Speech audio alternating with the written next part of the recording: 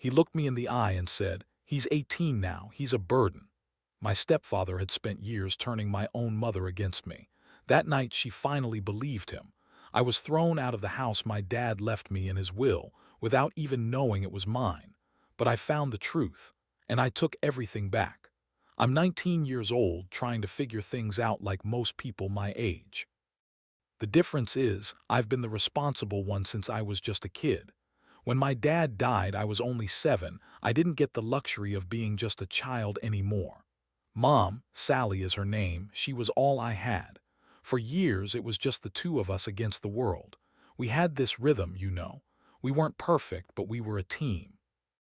I still remember how she'd ruffle my hair and call me her little man, which I pretended to hate but secretly loved. Those memories feel like they belong to someone else's life now. Everything changed when Tom came into the picture.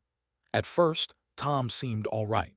He was smooth, charming, and nice to me when I first met him. But after a while, I realized he wasn't who he pretended to be.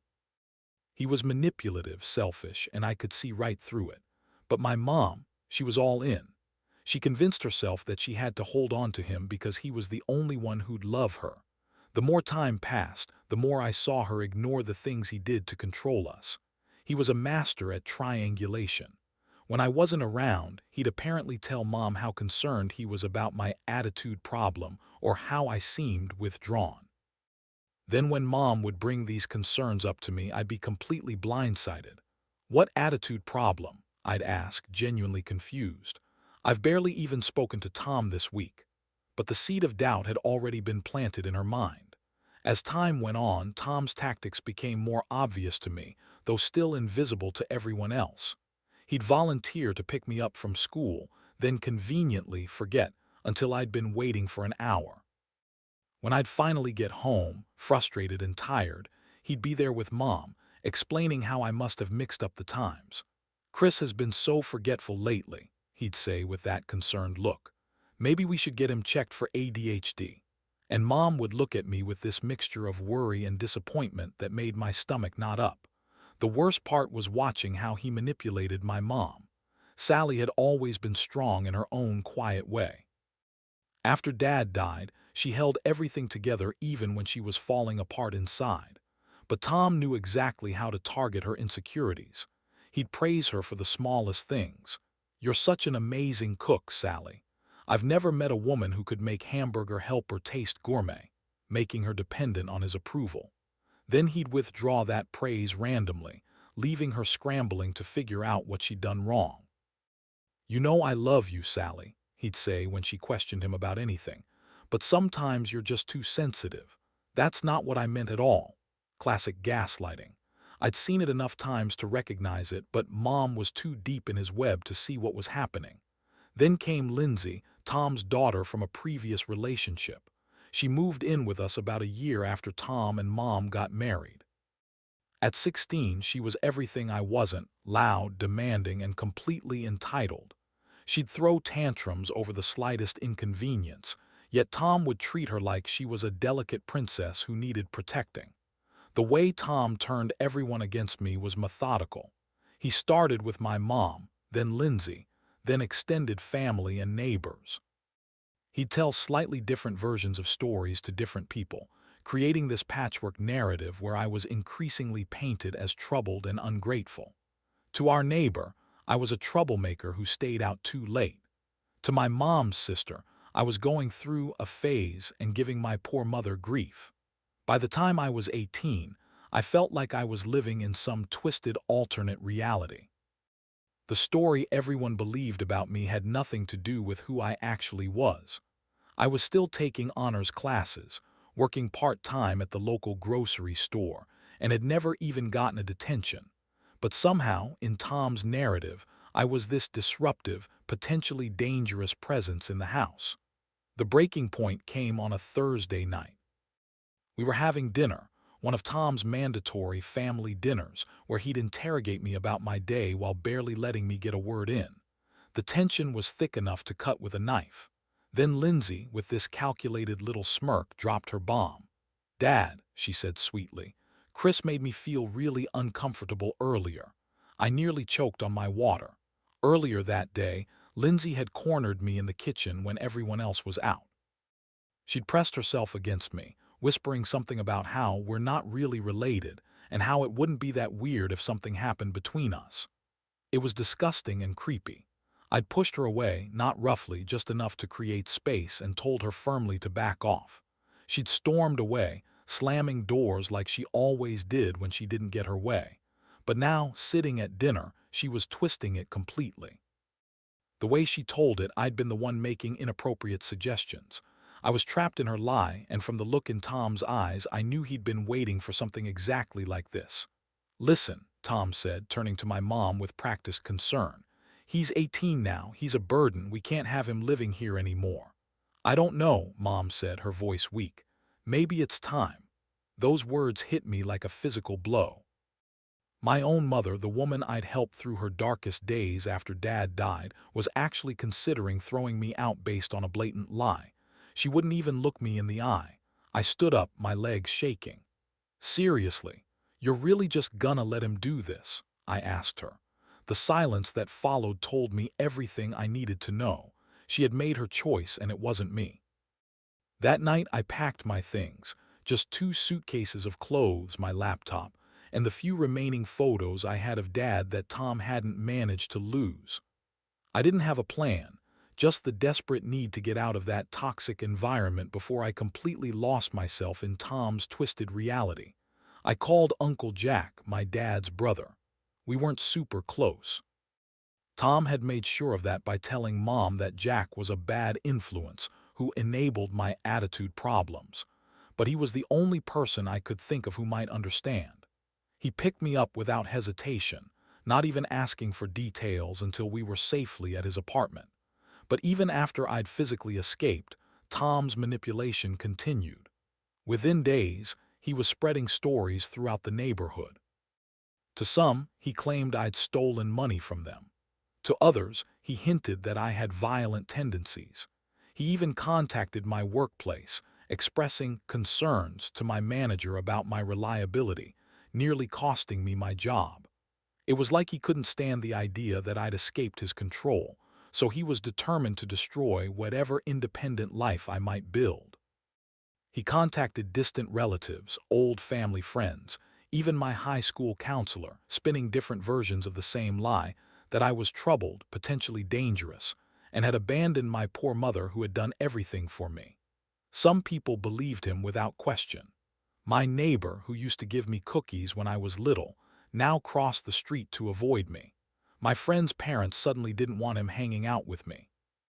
Even my mom's parents, my own grandparents, sent me a stiffly worded email about respecting my mother and giving Tom a chance. Update 1. There were days when I didn't know who I was anymore. Was I really the problem? Was I truly this violent, ungrateful, selfish kid that he'd convinced everyone I was? No matter how many times I told myself it wasn't true, his words still found their way inside my head, taking root like some invasive weed that refused to die. Then came the phone call that changed everything. I was at work, stacking produce in the organic section of the grocery store, when my phone vibrated in my pocket. Uncle Jack rarely called during my shifts, so I knew something was up. I quickly stepped into the back room to answer. "Chris, you need to come home as soon as your shift ends," he said, his voice unusually tense. "There's something you need to see." I spent the rest of my shift distracted, nearly knocking over a display of cantaloupes as my mind raced through possibilities. Had something happened to Mom? Had Tom escalated his smear campaign against me?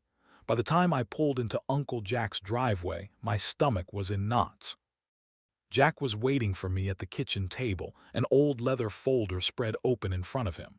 He looked up when I walked in, and there was something in his expression I couldn't quite read, a mixture of anger, disbelief, and what almost looked like triumph. "Sit down, kid," he said, pushing the folder toward me. "I've been cleaning out some of my old files, and I found something that should have been given to you a long time ago." I sat, pulling the worn folder closer. Inside was a stack of legal documents, the kind with official seals and signatures at the bottom. The paper felt heavy in my hands as I started to read, the legal jargon swimming before my eyes until I caught a familiar address, our home address, followed by my name. "What is this?" I asked, though part of me already knew, a slow realization dawning as I scanned the document. "Your father's will," Jack said, his voice softer now. "Your dad left the house to you, Chris. Not to Sally, not to be shared to you directly. He set it up in a trust that you'd gain control of when you turned 18. I was supposed to be the executor, but after your dad died." He trailed off, running a hand over his face. "Sally was so broken. I couldn't bring myself to push the issue then, and as time passed I assumed she knew. That she was holding it for you until you were of age." I stared at the document, my father's signature at the bottom, suddenly the only thing in focus. "The house that my mom and Tom are living in. It's mine all this time." Jack nodded grimly. "Legally, yes. Since your 18th birthday 4 months ago, that house has belonged to you. Not Tom, not your mom, you." I felt lightheaded, like I might pass out or throw up or both. I wasn't just some kid being pushed out of their home. I was the rightful owner being manipulated and forced out of my own property. All those renovations Tom had made, all the ways he'd erased my dad's presence he'd been doing to a house that wasn't even his. "Does Mom know?" I finally managed to ask, though I think I already knew the answer. Jack's expression darkened. "She has to. Her name is on these documents too. She signed as a witness. And I mentioned it to her once, years ago, before Tom came into the picture. She brushed it off, said we'd figure it out when the time came." That night I couldn't sleep. I kept picturing Tom strutting around my father's house, my house, acting like he owned the place, throwing away my dad's things, cutting down our tree, making my mother believe I was the intruder, when all along he was the one who didn't belong. By morning, a strange calm had replaced my anger. For months I'd felt powerless, watching Tom systematically dismantle my life. But now I had leverage, I had the truth, and I had the law on my side. I spoke with Jack over breakfast, laying out what I wanted to do. He listened without interrupting, then nodded slowly when I finished. "It won't be easy," he warned. "Tom won't go quietly, and your mom. This could be the final break between you two. Are you prepared for that?" Was I? I thought about all the times Mom had stood by silently while Tom belittled me, all the times she'd chosen his version of events over mine. The way she'd hesitated at the dinner table when Lindsay lied about me, like she was actually considering whether her own son was some kind of predator. How she'd let Tom erase every trace of my father from our home without protest. "Yes," I said finally, "I'm prepared." That afternoon I met with a lawyer Jack recommended. He reviewed the documents, his expression growing increasingly grim as he flipped through the pages. "This is straightforward," he said when he finished. "The house is yours, no question. Your mother has been living there essentially as a tenant since you turned 18, though I'm sure she didn't see it that way. We can file for eviction immediately." "And Tom?" I asked. He smiled, though there was no humor in it. "Your stepdad has no legal standing whatsoever. He's not on the deed, not on the will, not on anything. Legally speaking, he's a guest who's overstayed his welcome." We spent the next hour going over my options. I could demand immediate eviction, giving them the minimum legal notice required, just 3 days in our state. I could offer a longer timeline as a courtesy. I could even negotiate some kind of rental agreement if I wanted to maintain ownership but allow them to stay. That night, I sent my mom a text. It was simple, direct. "You have 1 week to leave the house. I know the truth about Dad's will." My heart pounded so hard as I hit send that I could feel it in my fingertips.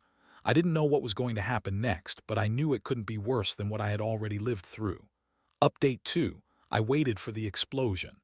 It came almost immediately, first a call that I let go to voicemail, then a barrage of texts from Mom that oscillated between confusion, denial, and guilt-tripping. "What are you talking about?" the first one read. "This isn't funny, Chris. Please call me back. We need to talk about this. You can't just throw your family out on the street. After everything I've done for you, this is how you repay me." I didn't respond to any of them. I couldn't. I knew if I heard her voice, if I engaged in any kind of back and forth, I might weaken, might start to doubt myself again. So I silenced my phone and tried to focus on my homework, though the words on the page seemed to blur together. Then came a text from an unknown number. Tom. You ungrateful little shit. Your mother is in tears. Is that what you wanted? To hurt her more than you already have? That one I almost responded to, my thumbs hovering over the keyboard as I composed and deleted a dozen different replies. In the end, I just blocked the number. This wasn't about hurting Mom, it was about reclaiming what was mine, what Dad had intended for me to have. The next morning, as I was leaving for class, I found Lindsay waiting by my car. She looked smaller somehow, less confident without Tom and Mom backing her up. You can't do this, she said, her voice lacking its usual edge. Where are we supposed to go? I felt a twinge of guilt. Lindsay, for all her faults, was still just a kid caught in the middle of adult problems. But then I remembered how she'd lied about me, how she'd been a willing participant in Tom's campaign to drive me out. That's not my problem, I said, moving past her to unlock my car. You have a week. I suggest you start packing. She followed me, grabbing my arm. What if I told everyone the truth? That I lied that night at dinner. Would you let us stay then? I stared at her, momentarily stunned by the admission. Part of me wanted to say yes, to use this as leverage to clear my name. But another part knew it wouldn't change anything. Tom would just find another way to twist the narrative to make me the villain. It's too late for that, I said finally, gently removing her hand from my arm. The house is mine. It always was. That's the only truth that matters now. As I drove away, I caught sight of her in my rearview mirror, standing alone in the street. For a moment, I almost felt sorry for her. Then I remembered the look on her face that night at dinner, the calculated malice in her eyes as she told her lie, and any sympathy I might have felt evaporated. A week passed by both excruciatingly slowly and in a blur. I immersed myself in work and school, trying not to think about what was happening at the house, my house. I'd given the eviction notice to my lawyer, who served it officially. Mom had called Jack, hysterical, but he'd stood firm, telling her that this was between her and me. The day of the eviction, I couldn't concentrate on anything. I kept checking my phone, half expecting another barrage of texts from Mom. But there was nothing. The silence was almost worse than the anger had been. It was my lawyer who called me later that afternoon. They're gone, he said simply. The locksmith is changing the locks now. Do you want to come see the property? The property. My home, reduced to a legal term. I drove there in a daze, not sure what I'd find. Would they have trashed the place out of spite? Would Mom have taken everything, leaving me with an empty shell? As I pulled into the driveway, I was struck by how ordinary the house looked from the outside. The same faded blue paint, the same slightly overgrown hedges. If I squinted, I could almost pretend it was still the house from my childhood, before Tom, before everything fell apart. Michael met me at the front door, handing me a set of keys. All yours, he said. They took their personal belongings but left the furniture. Standard in these situations. I nodded numbly, taking the keys. They felt heavy in my palm, the weight of victory and loss combined. The emotional aftermath was brutal. Even though I had reclaimed my house, even though I had forced Tom out, it didn't feel like a victory. My mother's letter haunted me. I kept taking it out, reading it, wondering if there was any way back from this precipice we'd found ourselves on. Could I forgive her? Should I? I still couldn't get my mom to see that I wasn't the villain in this story. She might recognize her own failures now, might even acknowledge Tom's manipulation, but part of her still believed his lies about me. That I was selfish, ungrateful, the son who had thrown his own mother out onto the street. It hurt more than I thought it would. In my darkest moments, I'd catch myself thinking, maybe if I had done something different. But then I'd remember the truth. This wasn't my fault. This was about Tom manipulating her, turning her against me, and me finally standing up for myself, reclaiming what was mine, what my father had wanted me to have. I spent the next few weeks slowly making the house mine again. I repainted my bedroom, hung up posters, bought new furniture that reflected my taste, not Tom's. I even planted a new maple tree in the backyard, in the same spot where the one my dad and I had planted once stood. As for Tom, he didn't go quietly. He tried to contest the eviction, claiming he'd made improvements to the property that increased its value. His lawyer sent threatening letters, demanding compensation. Michael handled it all with calm efficiency, dismissing each claim as the desperate grasping it was. He has no legal ground to stand on, my lawyer assured me. He knew he had no right to that property. The fact that he's fighting it just shows how entitled he feels to what isn't his. Eventually, the threats subsided. Tom and Lindsay moved to another state. I heard from a former classmate that he'd found a new job, a new start. Part of me wondered if he'd find another single mother to manipulate, another family to destroy. But that wasn't my problem anymore. As for Mom, we're not back to where we were. I'm not sure we ever will be, but she calls sometimes and I've started answering. We talk about neutral topics, the weather, my classes, her new job at a different hospital. We carefully avoid discussing Tom or the house or the painful past. It's a fragile truce, but it's something. I don't know what the future holds. Some days the house still feels too empty, too full of ghosts. Other days I feel a quiet pride in having reclaimed what's mine, in having stood up to the man who tried to erase me from my own life. What I do know is this: I'm not the person Tom tried to make me believe I was. I'm stronger than I thought, more resilient than I gave myself credit for. And maybe, just maybe, my dad knew that all along. Maybe that's why he left me the house, not just as a place to live, but as a reminder that I have the right to stand my ground, to fight for what's mine, to build a life that's truly my own.